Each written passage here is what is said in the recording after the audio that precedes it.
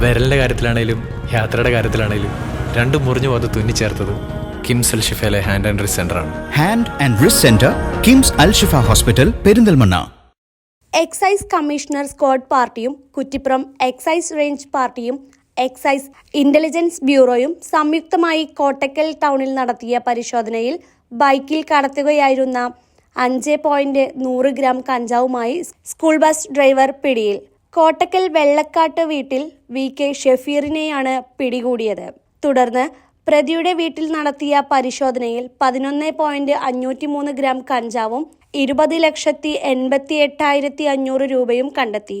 പ്രതി school bus ഡ്രൈവറായി പകൽ ജോലി ചെയ്യുകയും അതിനുശേഷം കോട്ടക്കലിലും പരിസര പ്രദേശങ്ങളിലും കഞ്ചാവ് മൊത്തമായും ചില്ലറയായും കച്ചവടം നടത്തി വരികയായിരുന്നെന്ന് പോലീസ് പറഞ്ഞു.